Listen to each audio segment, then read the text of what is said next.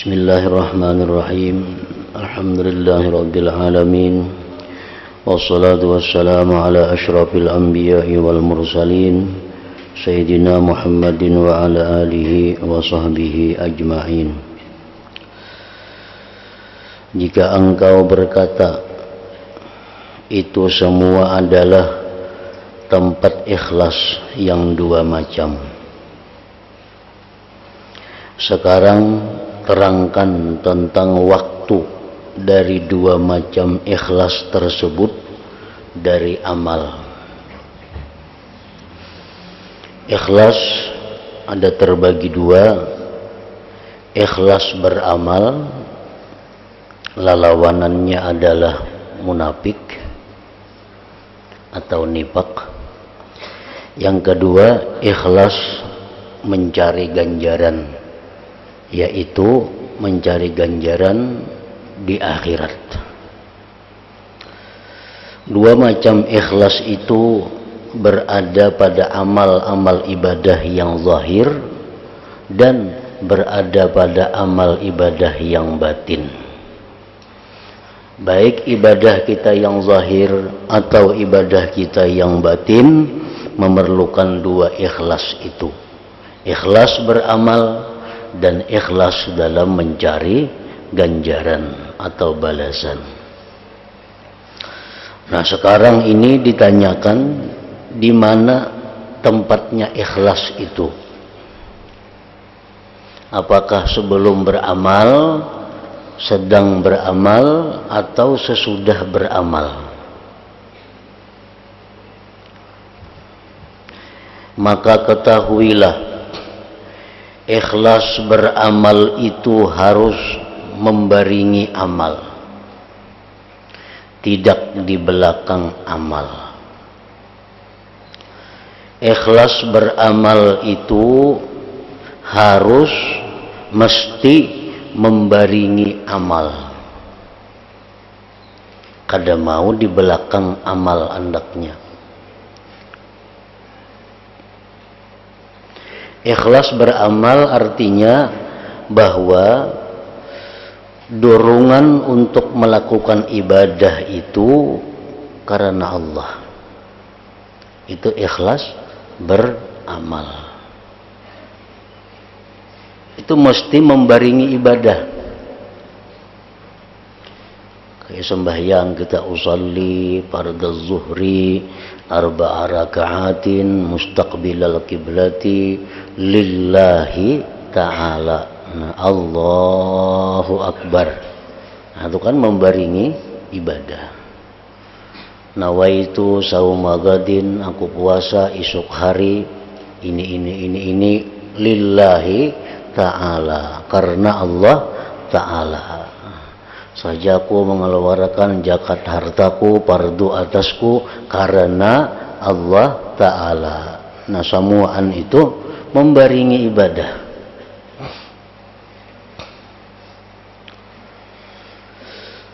Itu ikhlas beramal artinya. Walaupun sebelumnya macam-macam timbul di hati. Kita misal hendak bersedekah, belum lagi duitnya dikeluarkan, cuma hendak bersedekah. Karena hendak bersedekah ini kenapa? Supaya dipuji orang, supaya dicintai orang. Aku hendak bersedekah ini supaya aku dimuliakan orang. Nah, ayuhan itu dulu sebelumnya. Tapi kini pada waktunya mengeluarkan ibadah itu, mengeluarkan sedekah itu, nah semua terdahulu itu kita hapus. Nah, semalam hendak beribadah itu karena dipuji orang, kita hendak bersedekah semalam itu supaya dimuliakan orang. Kita semalam hendak bersedekah itu supaya dikatakan orang dermawan. Itu kada jadi. Semua itu dihapus. Nah, sekarang duit sudah di tangan, aku bersedekah ini adalah karena Allah Ta'ala. Nah, itu nang berbaringan itu yang dipakai. Yang berbaringan itu kita pakai. Aku hendak naik haji, walaupun tujuannya supaya ini, supaya itu, supaya macam-macam tujuan naik haji ini. Tapi kini akhirnya Semuaan itu bisa kita hapus, kita ke jalan yang bujur. Waktu melaksanakan haji, nawaitul hajja wa ahramtu bihi lillahi ta'ala. Nah ini yang dipakai nang di waktu berbaringan amal itu. Nah sebelumnya itu napa-napa tuh bisa kita hapus, bisa kita buang, diganti dengan nang berbaringan amal.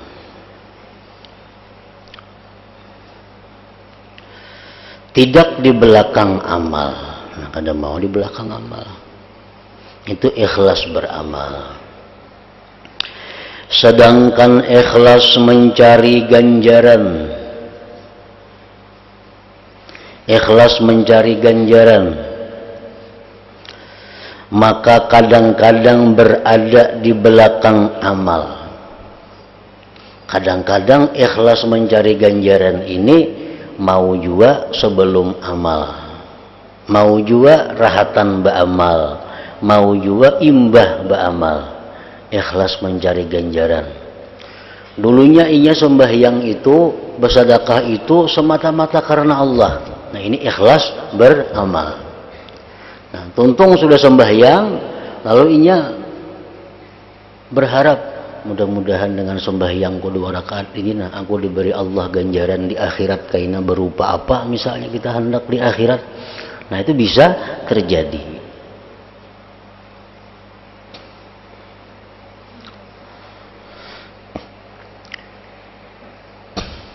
Menurut sebagian ulama yang ditentukan dalam masalah ikhlas beramal itu waktunya adalah selesai beramal. Menurut sebagian ulama yang ditentukan dalam masalah ikhlas beramal itu waktunya adalah selesai beramal. Karena selesai beramal itu penentuannya. Jadi ikhlas beramal itu dimulai waktu kita mulai beramal, terus berjalan sampai tuntung amal.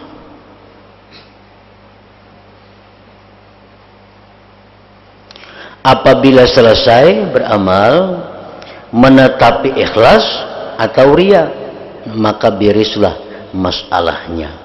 Tidak mungkin disusuli lagi. Ini bisa orang pada awal-awalnya itu beramal semata-mata karena Allah. Tapi parahatan beramal timbul ubah. Nah, timbul ubah takaria umpamanya. Sampai selesai beramal, nah berarti amalnya itu adalah ria. Jadi penentuannya ikhlas beramal itu penentuannya pada waktu selesai beramal. Bila mana sampai selesai beramal kada berubah daripada pertama tadi ikhlas beramal, maka itu hanya dikatakan ikhlas beramal.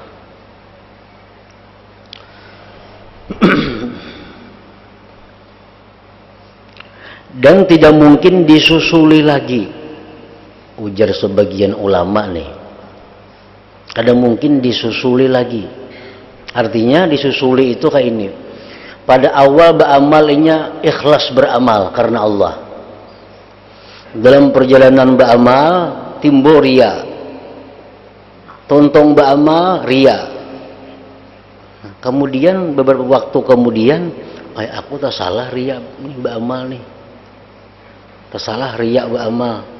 Hal minta ampun lawan Tuhan supaya kembali kepada ikhlas pulang. Kada kawa lagi mesti tontong amalnya. Kada kawa disusul lagi. Itu menurut sebagian ulama tadilah. Menurut ulama Karramiyah, selagi orang itu belum memperoleh manfaat yang dituntut dengan ria, maka bisa tersusul ikhlas dalam amal itu. Kalau sudah mendapatkan apa yang dituntut, maka hilanglah kesempatan tersusul ikhlas. Nah ini pendapat ulama Karramiyah. Kita ini beramal untuk supaya dipuji orang. Kan ria tuh. Beramal kita sehari 2 hari kada ada orang memuji-muji lawan seorang, 3 hari indah kada ada orang memuliakan lawan seorang, maka ada jadi aku ria aku ikhlas aja pulang beramal semalam tuh karena Allah aja. Nah itu bisa disusul, ujar gulungan ulama karramiyah.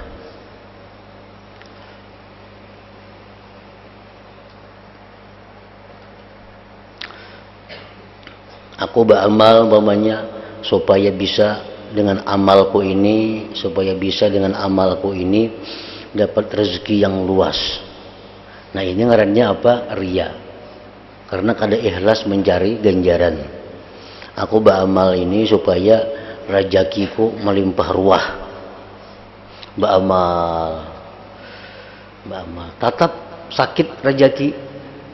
Nah, sehari beramal sakit aja rezeki, 2 hari tetap sakit rezeki kada luas, kada jadi aku beramal supaya murah rezeki, aku supaya dapat bagian di surga aja kayaknya. Nah itu bisa, ujar gulungan ulama karramiyah.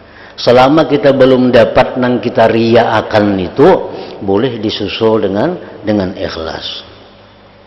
Tapi umpamanya kita ini beramal supaya murah rezeki, beramal murah rezeki sekalinya. Nah pada biasa-biasanya rezeki murah. Kalau kita kada jadi, aku beramal kada jadi supaya murah rezeki nang semalam itu supaya di surga aja karena bagiannya kayaknya. Nah kada kau lagi karena sudah ada dapat daripada nang diriakannya itu.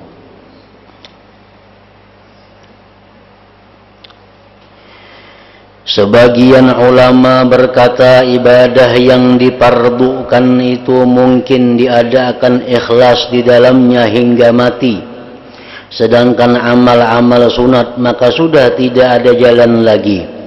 Ulama tersebut berkata perbedaan antara amal fardu dan amal sunat ialah Allah Ta'ala memasukkan hamba ke dalam amal fardu sehingga dapat diharapkan anugerah Allah dan kemudahan melakukannya. Sedangkan amal sunat maka hambalah yang memasukkan dirinya ke dalam amal itu dan membebani diri untuk melakukannya.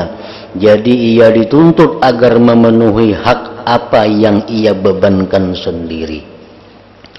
Nah ada pulang sebagian ulama pulang berpendapat bahwa ibadah itu ada fardu ada sunat. Kalau ibadah fardu ini Tuhan yang membebani kita. Kalau ibadah sunat itu kita sendiri yang membebani diri kita. Nah, oleh karena ibadah fardu ini Tuhan yang membebani kita, itu ada kemudahan dari Allah. Dan itu bisa disusul ikhlas sampai kita mati. Ujar sebagian ulama, kita sembahyang zuhur, asar, maghrib, isya tiap hari, berzakat tiap tahun, puasa tiap tahun. Selama ini kita kada ikhlas. Nah, sudah kita tuha, sudah kita mengaji, menuntut ilmu, tahu bila kada ikhlas tuh jam ini. Lalu kita susuli, ya Allah, hamba dahulu beramal tuh kada ikhlas. Sekarang hamba sudah ikhlas ya Allah. Nah itu bisa disusul, tapi asal ibadahnya ibadah fardu. Kalau ibadah sunat itu kada kau lagi disusul, bila kada ikhlas gugur, kada ikhlas gugur. Nah kalau ibadah fardu itu bisa disusul. Orang berzakat misalnya, berzakat ini semata-mata hanya karena supan mun kada berzakat, zakat. Tiap tahun berzakat, berpuluh-puluh tahun, 20 tahun dah berzakat. Begitu sudah tuha mengaji nuntut ilmu, aku dahulu salah berzakat karena supaya ini supaya itu. Mestinya aku berzakat ini karena Allah, mestinya aku berzakat ini mencari balasan di akhirat. Lalunya menyesali, nang dahulu itu nang berzakat kada bujur. Nah itu bisa disusul dengan demikian. Jadi ibadah bahari nang fardu nang kada ikhlas itu bisa jadi ikhlas. Ada juga pendapat sebagian ulama nangka itu. Nah dalam masalah ini ada satu faidah. Ingin menerangkan pendapat ulama nangka ini tadi, pendapat ulama nangka ini tadi, pendapat ulama nang macam itu ada faidah.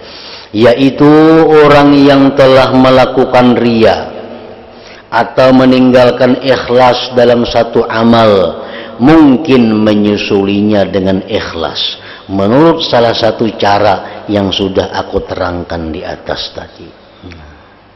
Maksud utama dari menerangkan mazhab-mazhab ulama dalam masalah-masalah yang halus ini, yaitu kita dapat mengerti sekarang tentang sedikitnya orang yang beramal dan sedikitnya kesukaan menempuh jalan ikhlas itu, serta memudahkan orang yang baru mulai melakukan ibadah jika ia tidak menemukan obat bagi penyakit menurut pendapat ini, ia bisa menemukan obatnya menurut pendapat yang lain lantaran berbeda-bedanya penyakit dan tujuan orang.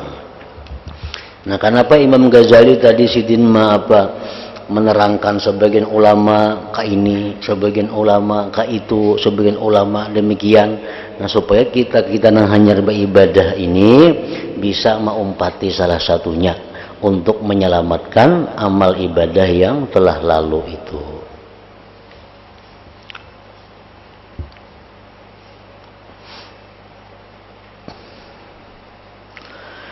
Jika engkau bertanya apakah setiap amal membutuhkan ikhlas sendiri-sendiri, sembahyang kan, sembahyang itu ada ruku, sujud, ada membaca Al-Quran. Apakah itu memerlukan ikhlas tersendiri atau cukup sudah ikhlasnya di pertama lillahi ta'ala nang itu? Kayak haji itu kan pekerjaannya ada ihram, ada tawaf, ada sa'i, ada wukuf, ada melontar jamrah. Apakah itu masing-masing memerlukan ikhlas atau cukup secara global ikhlas pertama kali nang nawaitul hajja wa ahramtu bihi lillahi ta'ala itu aja kah cukup? Maka ketahuilah bahwa para ulama berbeda pendapat dalam masalah ini. Ada yang berkata setiap amal wajib ikhlas sendiri-sendiri. Jadi kita sembahyang ikhlas, karena rukuknya pun ikhlas, membaca Fatihahnya pun ikhlas, sujudnya pun ikhlas. Ada pula yang berkata boleh jadi ikhlas satu dapat mengenai bermacam ibadah. Ada juga bila sudah permulaan itu lillahi ta'ala sudah mencakup sepaket dalam sembahyang itu. Ada juga pendapat. Adapun amal yang mempunyai rukun-rukun seperti salat dan wudu, maka cukup satu ikhlas. Karena sebagian rukun bersambung dengan lainnya, bagus jeleknya, benar dan salahnya, jadi seperti sesuatu yang satu. Nah, ada yang mengatakan juga kayak itu, bahwa bila amal itu mempunyai rukun-rukun yang bersambung, itu mesti satu. Bila amal itu mempunyai rukun-rukun yang terpisah, macam haji itu terpisah-pisah, tawaf tanggal anu, sa'i tanggal anu, wukuf tanggal berapa, pulang meluntar itu ada hari-harinya. Nah, itu memerlukan ikhlas sendiri-sendiri. Ada juga pendapat yang macam itu. Jika engkau bertanya pulang, kalau seseorang ketika beramal baik mengharapkan manfaat dari Allah Ta'ala dan tidak menghendaki apapun dari manusia seperti dipuji atau sum'ah atau manfaat dunia, apakah yang demikian itu dinamakan riya? Inya beramal ini karena Allah, tapi inya mengharapkan dengan amal ini dapat ganjaran dari Allah Ta'ala, mendapat ganjaran dari Allah berupa manfaat dunia. Nah, ikhlaskah itu atau riya? Hendak musafir umpamanya, lalunya sebelum musafir membaca surat Yasin. Membaca surat Yasin ini disuruh Allah, Baca Quran kan disuruh Allah. Bacalah Quran, baca Yasin. Inya mengharapkan dengan membaca surat Yasin ini dimudahkan Allah dalam perjalanan musafir ini. Dipelihara Allah daripada segala macam gangguan-gangguan dalam musafir ini. Nah, apakah itu riya atau ikhlas? Ketahuilah bahwa yang demikian itu adalah riya yang murni ngarannya. Itu riya yang murni.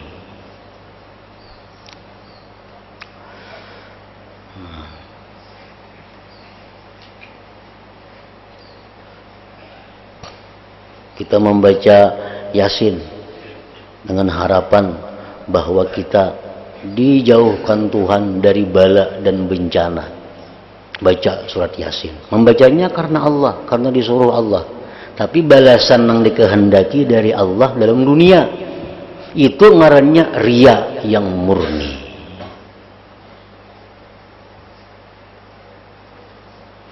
Menuntut ilmu ini disuruh Allah.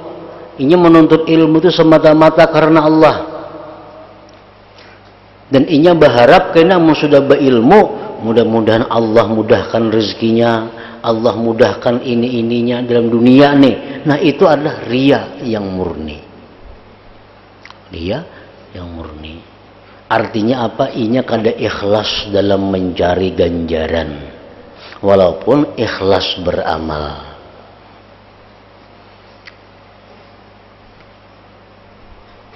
Maka lawan Tuhan juga mintanya, walaupun lawan Tuhan, tapi manfaatnya dalam dunia yang dikehendaki.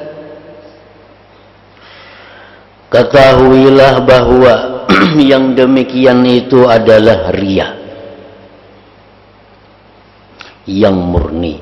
Para ulama kita berkata yang diperhitungkan adalah apa yang dikehendaki, bukan apa yang dikehendaki manfaatnya. Jadi kalau orang yang engkau kehendaki ketika beramal, baik itu adalah kemanfaatan dunia, maka itu namanya riya. Baik engkau menginginkan dari Allah maupun dari manusia. Kada jadi masalah. Manfaatnya yang kita pandang, bukan dari orangnya. Aku berharap dengan beramal ini mudah-mudahan orang-orang mencintai aku, itu sudah nyata riya. Nah, aku berharap dengan amalku ini, nah, mudah-mudahan Allah membukakan hati manusia mencintai aku. Riya juga ngarannya. Bukan masalah Allah atau bukannya, masalah manfaatnya di dunia atau di akhirat yang kita kehendaki dengan ibadah ini. Setiap ibadah yang mana manfaatnya kita kehendaki dalam dunia, riya. Ibadah yang manfaatnya kita kehendaki di akhirat, ngarannya ikhlas mencari ganjaran.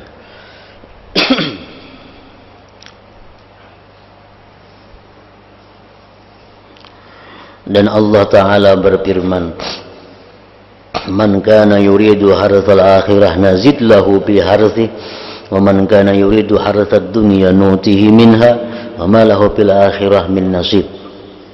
Artinya, barang siapa menginginkan tanaman akhirat, maka kami akan menambahinya.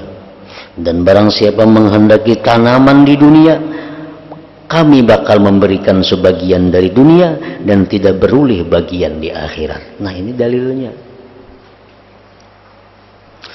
Arti riya tidaklah memandang lapaznya dari pengambilan dari arti ru'yah melihat, tetapi riya itu kehendak yang salah, ini dinamakan riya.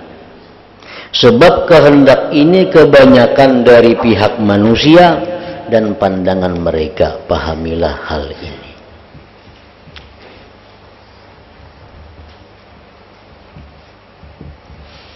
Itu lain lawan kita doa. Minggu dahulu ada sudah dijelaskan. Nah, ulun hendak musafir, doakan ulun mudahan selamat dalam perjalanan. Nah, itu lain lagi. itu lain riya atau kada riya itu. Ini masalah doa. Nah, ulun hendak naik haji, nah sambil hajat mohon kepada Allah, minta doakan kepada Allah agar kami semua diberi keselamatan, kemudahan. Nah itu lain riya itu.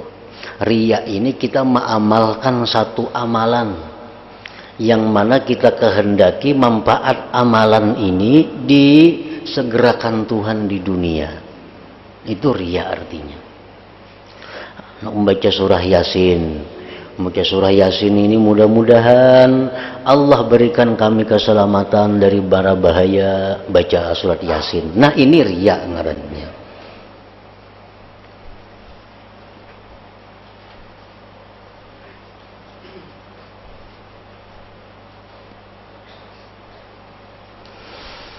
Seandainya engkau bertanya, kalau yang dimaksud dari dunia yang dikehendaki wujudnya dari Allah itu memelihara diri dari meminta kepada manusia dan untuk persiapan beribadah kepada Allah, apakah yang demikian itu juga dinamakan riya?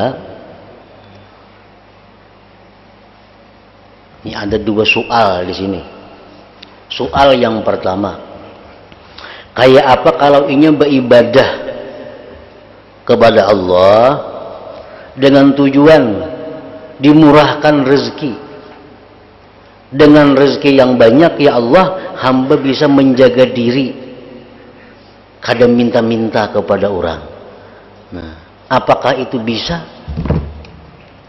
Yang kedua, soal yang kedua, ingin beribadah kepada Allah, baca Yasin ke Waqiah ke apakah, dengan tujuan ya Allah, dengan hamba membaca surah ini hamba dapat rezeki yang luas supaya hamba bisa naik haji umpamanya. Nah, supaya hamba bisa menuntut ilmu, kan mengaji perlu duit, perlu menuntut ilmu perlu duit. Nah apakah ini bisa dikatakan riya juga atau kada? Nah jawabnya, ketahuilah bahwa menjaga diri dari meminta itu tidak berada pada banyaknya harta dan kedudukan. Memelihara itu berada pada menerima apa adanya qanaah dan percaya sepenuhnya kepada Allah. Jadi kalau kita misal membaca surat Quran, membaca amalan ini amalan itu supaya murah rezeki, agar hamba kada jadi minta-minta, agar hamba kada bahajat lawan makhluk, itu kada kawa dipakai alasan itu. Karena untuk kada minta-minta, untuk kada berhajat kepada makhluk, itu kada perlu sugih, yang perlu adalah qanaah. Kalau kita qanaah, kita merasa puas dengan yang diberikan Allah, kita kada perlu minta-minta kepada manusia. Jadi alasan kah itu kada kawa dipakai. Aku membaca amalan ini supaya aku sugih. Kalau mau aku sugih kok kawa kada minta-minta lawan orang. Itu kan salah alasannya. Yang penting qanaah. Kalau qanaah itu sugih kada akan minta-minta kepada orang. Nah itu qanaah. Nah soal yang kedua tadi, ya Allah hamba membaca amalan ini yang tiap hari 1000 kali supaya rezeki banyak datang. Bila rezeki banyak datang, hamba nak naik haji, hendak naik haji akan kuitan, hendak naik haji akan itu ini, hendak menuntut ilmu. Nah, itu ngarannya persiapan ibadah. Adapun persiapan ibadah kepada Allah, maka apabila maksudnya adalah demikian, tidaklah disebut riya. Nah, itu kada riya itu. Bujur aja artinya. Ayo kita beramalan supaya rezeki kita luas. Tapi tujuan kita jangan hanya sampai rezeki luas itu. Kita beramal ini tujuan kita supaya rezeki luas, nyaman naik haji, nyaman nuntut ilmu, nyaman nukar kitab, nyaman bersedekah. Nah itu kada riya, itu ikhlas ngarannya. Kenapa? Karena itu persiapan ibadah.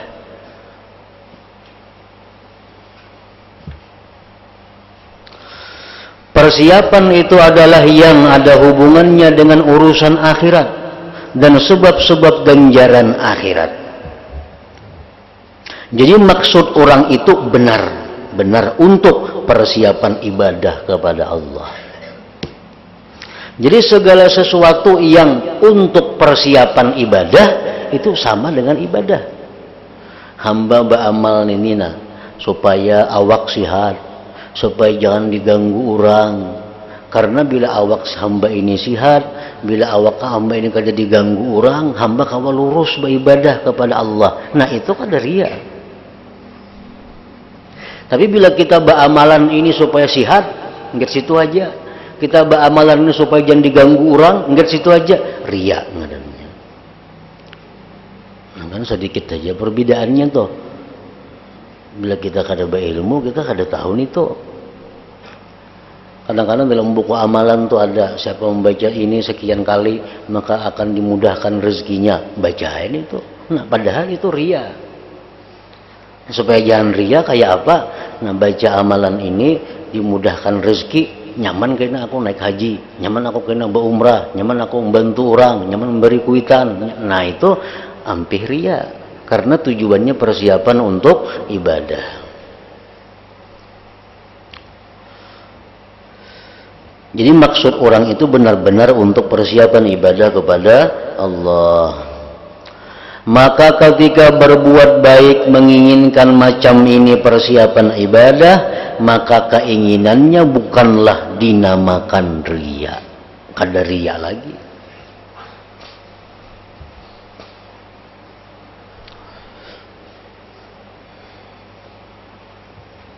Amun kita berdoa umpamanya, ya Allah, murahkanlah rezeki hamba. Ya Allah, murahkanlah rezeki hamba. Banyakkanlah duit hamba umpamanya. Salahlah kita berdoa ka itu. Nah, berdoa nangka itu kada riya lain riya. Karena kita minta lawan Allah. Nang riya itu adalah kita beribadat sesuatu ibadat. Harapan dengan ibadat itu kembali ke dunia. Nah, itu riya. Nah, jadi ingat itu ada perbedaannya sedikit. Kita kadang mengerti ini muka itu percaya berdoa lagi, nah lain lagi doa itu minta kepada Allah tanpa mengandalkan sesuatu. Nah riya itu nah hamba berharap dengan membaca surah Yasin, hamba berharap dengan bersedekah, hamba berharap dengan itu ini mudah-mudahan Allah memurahkan rezeki. Nah itu riya ngarannya.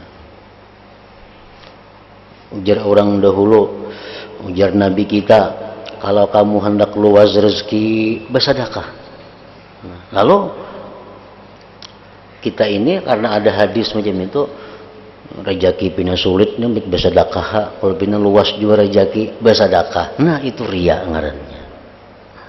Riya. Jadi rezeki yang luas itu mesti dikembangkan. Kegunaannya untuk apa? Bila untuk akhirat kegunaannya, nah jadi ikhlas. Bila kada disambung ke itu jadi riya.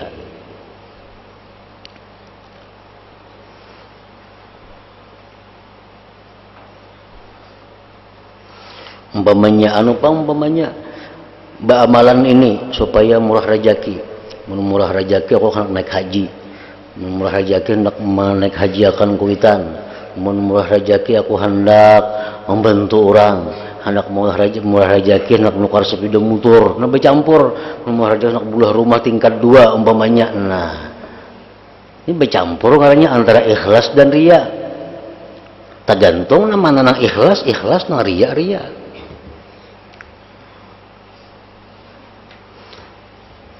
Jadi setiap ibadah yang kita kehendaki manfaatnya di dunia ngarannya adalah riya. Setiap ibadah yang kita kehendaki manfaatnya itu di akhirat ngarannya ikhlas. Ibadah yang terdorong oleh perintah Allah ngarannya ikhlas beramal. Perintah beribadah yang terdorong karena manusia, karena makhluk ngarannya nifaq, adalah munafik.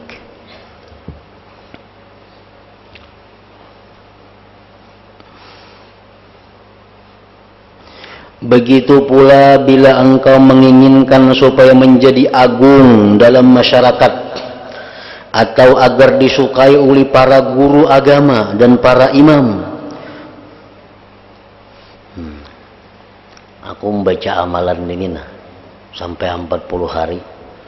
Tujuanku apa? Supaya aku ini dimuliakan manusia, supaya aku disegani manusia, supaya aku ada punya karisma di hadapan manusia. Itu sudah nyata ria, sudah nyata ria.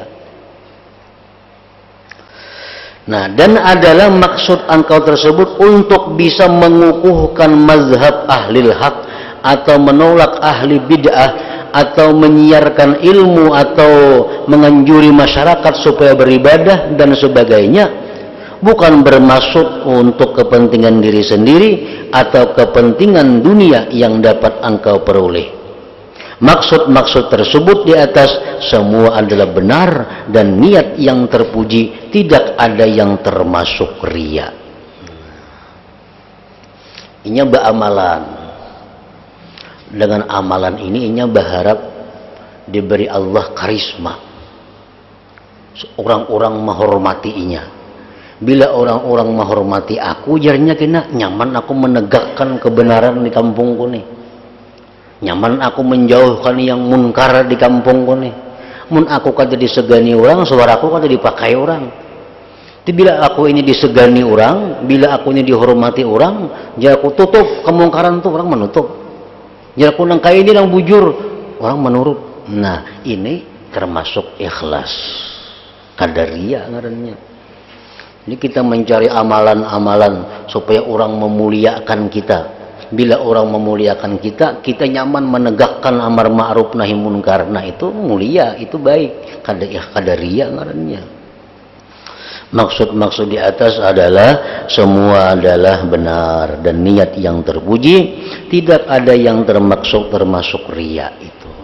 Tapi yang mau ingat dimuliakan orang aja, nah itu riya. Aku membaca amalan supaya orang kena memuliakan aku. Nah itu riya nih tuh.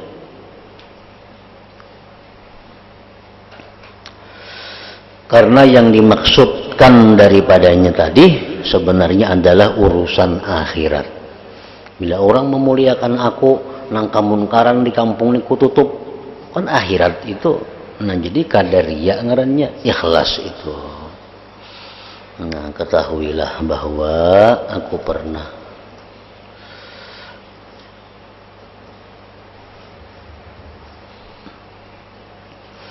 Hadratin Nabi sallallahu alaihi wasallam al-Fatihah. A'udzu billahi minasy syaithanir rajim. Bismillahirrahmanirrahim. Iyyaka na'budu wa iyyaka nasta'in. Ihdinas siratal mustaqim. Siratal ladzina an'amta 'alaihim ghairil maghdubi 'alaihim. Bismillahirrahmanirrahim. Alhamdulillahi rabbil alamin. Shalli wa sallim ala sayyidina Muhammad wa alihi wa sahbihi ajma'in. Allahumma ighfir lana ma akhtana wa ma tahammadna wa ma asrarna wa ma a'lanna wa ma asrafna wa ma anta a'lam bihi minna. Antal muqaddim wa antal muakhir, la ilaha illa anta. Allahumma anfa'na bima 'allamtana wa 'allimna ma yanfa'una wa zidna fahman wa ilman wa amalan wa huda wa taufiqan bi rahmatika ya arhamar rahimin. Sallallahu alaihi wasallam Muhammad wa alihi wasallam. Alhamdulillah.